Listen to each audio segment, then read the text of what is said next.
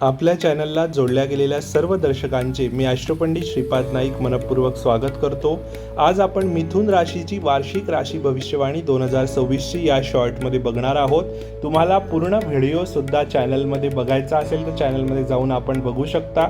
मिथुन राशीमध्ये या वार्षिक राशी भविष्यवाणीमध्ये ह्या वर्षी मिथुन राशीला करिअरमध्ये उत्तम असा काळ आहे, विवाहासाठी सुद्धा उत्तम असा काळ आहे। 8 ग्रहांचं राशी परिवर्तन या वर्षामध्ये होणार आहे आणि फक्त एकमेव स्थिर राहणारा ग्रह हा शनिदेव मीन नावाच्या जलतत्व राशीमध्ये असेल। तर गुरुदेव आपल्या मिथुन राशीमध्ये सुरुवातीला असतील। गुरुदेवांची पंचम दृष्टी आपल्या शिक्षणाच्या घरावर पडेल, शिक्षणाचं पंचम स्थान आहे त्याच्यावर पडेल। त्यानंतर विवाह स्थानावरती सुद्धा गुरुदेवांची दृष्टी पडेल। तर भाग्यातून आपले विवाह निश्चित होण्याचे योग जानेवारी ते मे या महिन्यामध्ये बनलेले आहेत।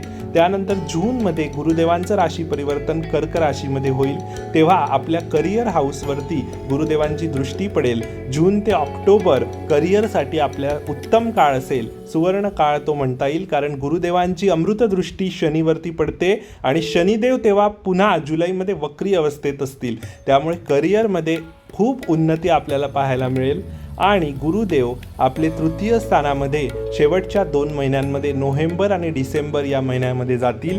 तेव्हा आपल्याला कुठेतरी मानसिक शांतता मिळण्यासाठी आपण लॉंग ट्रॅव्हलला जाल आणि लॉंग ट्रॅव्हल आपले जिथे जिथे जाण्याची आपली इच्छा आहे, प्रवासाचे चांगले योग त्या ठिकाणी बनलेले आहे। त्याच्यातून आपल्याला नवीन नवीन अनुभव शेवटच्या 2 महिन्यांमध्ये पाहायला मिळतील।